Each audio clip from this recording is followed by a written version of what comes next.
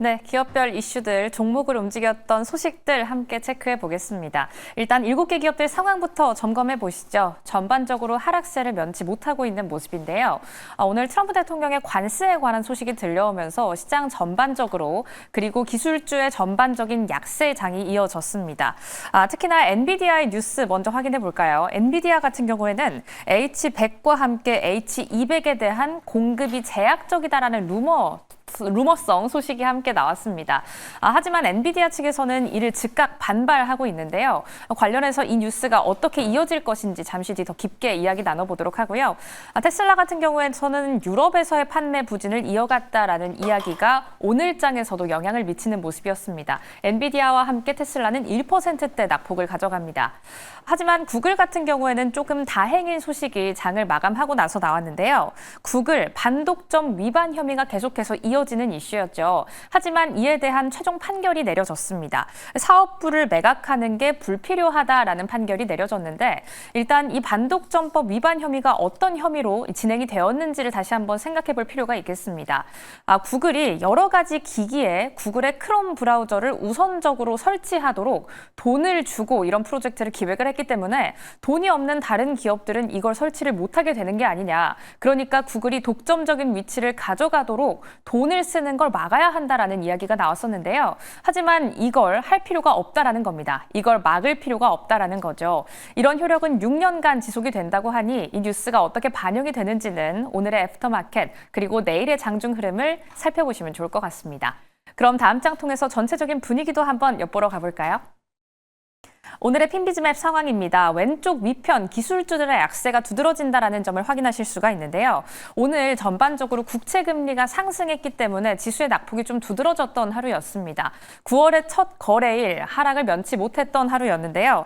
하지만 장 후반으로 갈수록 이 국채 금리의 상승폭이 좀 밀리면서 지수의 낙폭도 다시 한번 만회하는 모습을 보여줬습니다.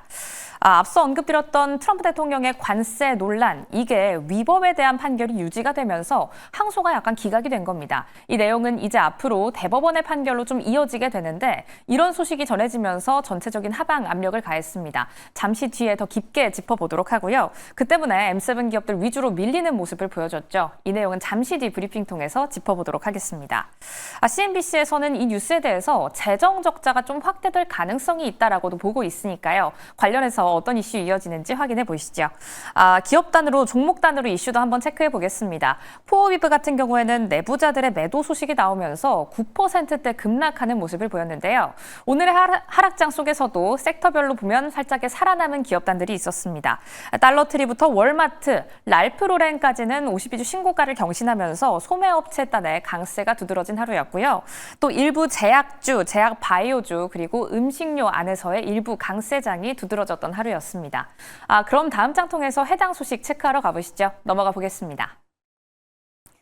트럼프 대통령의 관세가 불법이다. 사실 이 뉴스는 금요일장에 나왔던 뉴스였습니다. 연방항소법원에서 11명의 재판관 중에서 7명이 이에 대해서 찬성을 했고요. 4명이 이에 대해 반대하면서 이 항소가 기각이 된 겁니다. 트럼프 대통령의 수입 관세가 대부분 불법이다라는 이야기가 나온 건데요. 이에 대해서는 어떤 원인이 있느냐, 어떤 근거로 이게 위법이 되었느냐, 트럼프 대통령이 관세를 부과할 때 긴급이다. 지금 현재 국가 상태가 긴급 재난에 있다라고 이야기를 하면서 긴급 권한이라는 명목 하에 관세를 부과했었습니다. 하지만 법원에서는 이게 긴급 권한이 가지고 있는 범위를 초과한다라고 본 거고요. 이에 대해서 위법 판결을 내리게 된 겁니다. 그럼 트럼프 대통령은 이런 판결에 대해서 어떤 반응을 내놨을까요? 트럼프 대통령의 트루스 소셜, SNS를 가지고 왔는데요.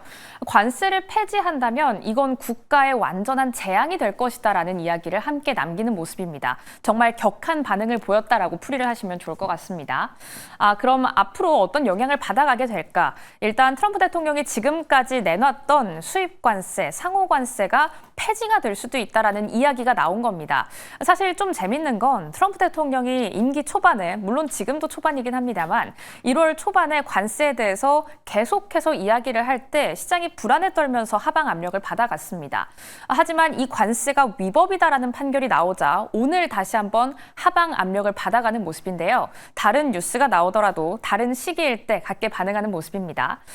지금 현재 야후 파이낸스의 자료를 가지고 왔습니다. 트럼프 대통령이 부과한 관세, 4월 2일 해방의 날이다라고 이야기했을 때보다 지금 현 시점 좀 낮아져 있는 퍼센테이지긴 하지만 이게 만약 없어진다면 관세 수입을 다시 한번 환불해야 하는 거 아니야? 라는 우려감이 시장에 조금 짙게 깔린 하루였습니다.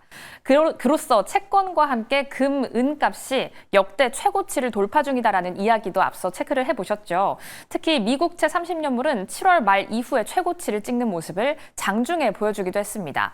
이런 가운데 해당 뉴스를 우리 호랑이 전문가님 타이거 인베스트의 황윤석 대표는 어떻게 판단을 하고 계실지 전반적인 투자 전략 지금 바로 세우러 가보시죠.